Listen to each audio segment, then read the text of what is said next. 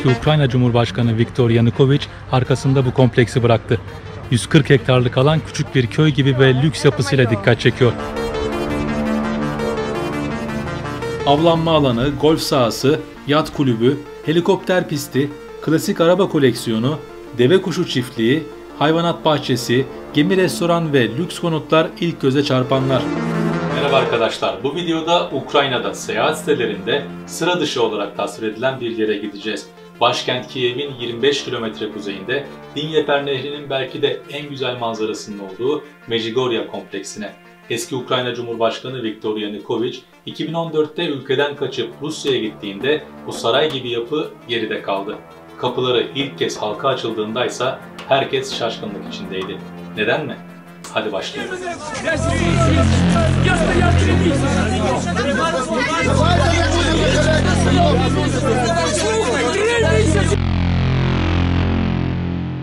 Yanukovych yönetim karşıtı gösterilerin ardından 21 Şubat 2014 akşamı özel konutundan eşyalarını alarak ayrıldı. Harkiv'e, ardından Kırım'a ve son olarak Rusya'ya doğru yola çıktı. Ertesi gün Ukrayna parlamentosu onun görevden alınmasını onayladı. Ardından bu mülk devlete devredildi. Günümüzde ise Milli Park ve Yolsuzluk Müzesi adıyla halka açık bir aktivite merkezi. Turistler de özel turlara katılıp burayı keşfedebiliyor.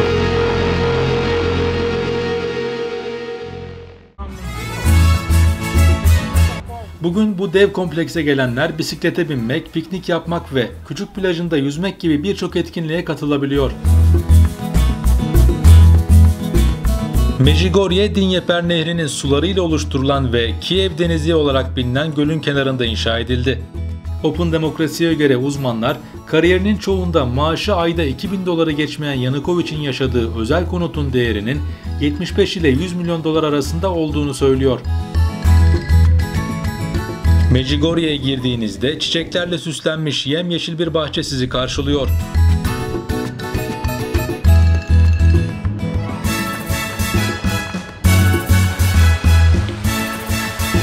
Heykeller ve göletlerle dekore edilen yapı tatil merkezi gibi.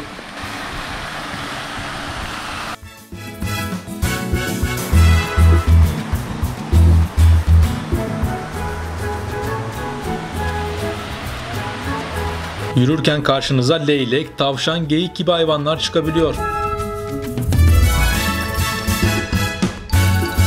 Yanukovych'in kaldığı konutun hemen önüne onu ve eşini simgeleyen heykeller yapılmış.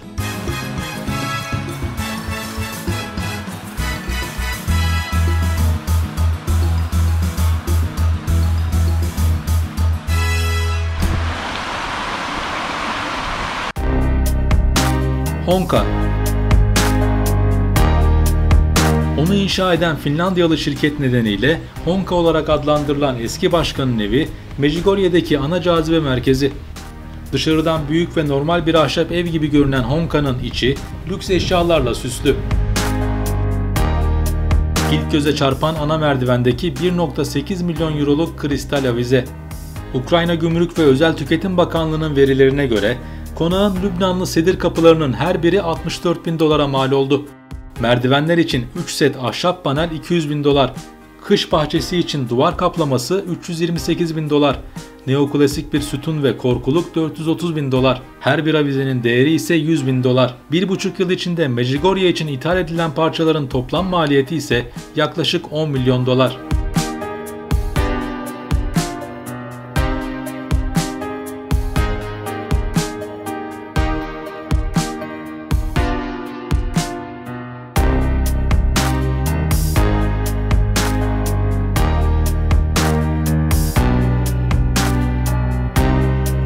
Evin içine bir de küçük kilise yapılmış.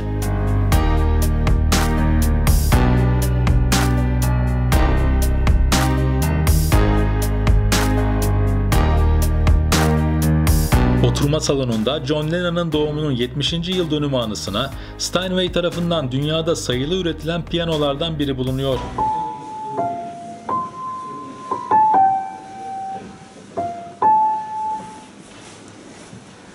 Bir yeraltı geçidi Honka'yı saunalar, spor salonu, masaj ve solaryum salonlarının olduğu sağlıklı yaşam merkezine bağlıyor. Burada ayrıca tenis kortu, boks ringi ve bowling oyun alanı bulunuyor.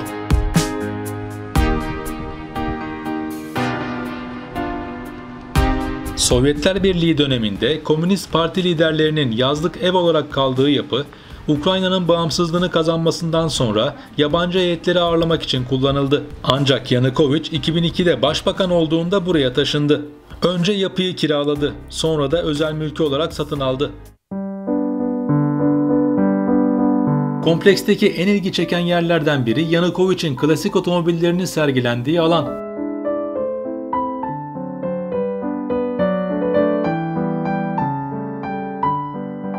Garajda çoğu eski veya nadir modeller olan 35 klasik otomobil, askeri araçlar ve motosikletler bulunuyor.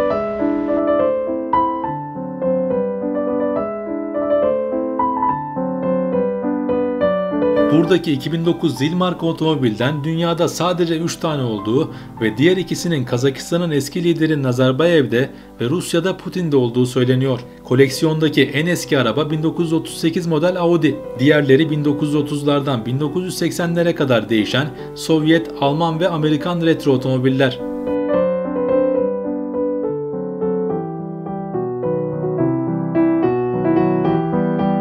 Bentley S1 İngiltere'de 1955'ten 59'a kadar 3500 adet üretildi.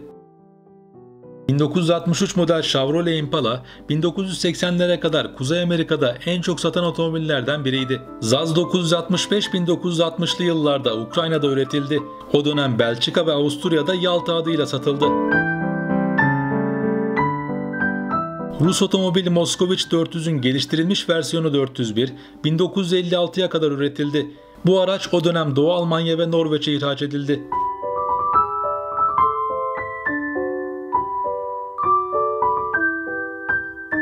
...1946-58 arasında üretilen Gaz M20 Povedo, dönüş sinyallerine, 2 elektrikli sileceğe, elektrikli ısıtıcıya ve yerleşik bir radyoya sahip ilk Sovyet otomobili olarak biliniyor.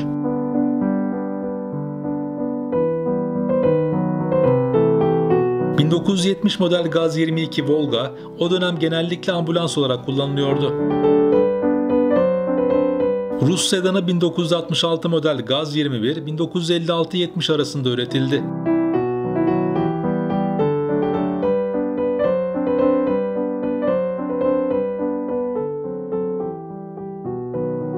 Gaz 13 Şayka 1959'dan 1981'e kadar üretildi. Devlet adamları ve üst düzey bürokratlar tarafından tercih edildi. Rus lider Khrushchev'in bu model aracı dönemin Küba lideri Fidel Castro'ya verdiği biliniyor.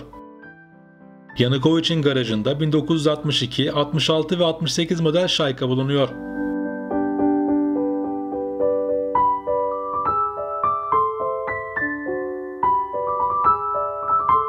Koleksiyonda eksik olduğu söylenen bir araç var.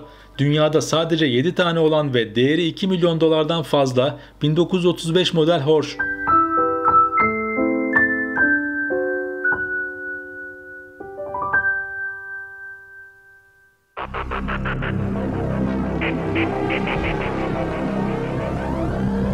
Komplekste Cumhurbaşkanı için ithal edilen deve kuşları, tavus kuşları, antilop, geyik, kanguru ve lamaların olduğu özel hayvanat bahçesi var. Buranın bir bölümü çiftlik hayvanlarına ayrılmış. Burada ayrıca at ahırı ve köpek eğitim merkezi var. Yanukovych bir röportajında deve kuşları ile ilgili soruya, "O deve kuşlarına bakmamda ne sorun var? Ne yapmalıydım? Gözlerim kapalı dolaşmalı mıydım?" demişti. Kompleksteki seralarda ise meyve ve sebze yetiştirme alanları bulunuyor. Yapıda bulunan golf sahasının Fransız uzmanlar tarafından 2-3 milyon dolarlık bir maliyetle tasarlanıp inşa edildiği biliniyor. Günümüzde ise piknik alanı olarak kullanılıyor.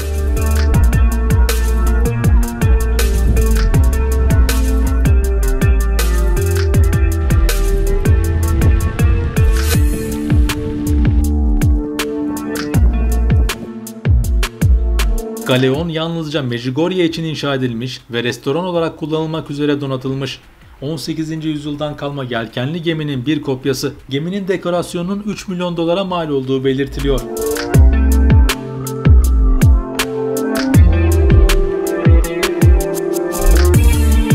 Dnieper Nehri'nin kıyısında yapılan özel tesis bugün halk plajı olarak kullanılıyor. Medjugorje'nin bahçesinde ayrıca tarihi 14. yüzyıla uzanan kilise bulunuyor.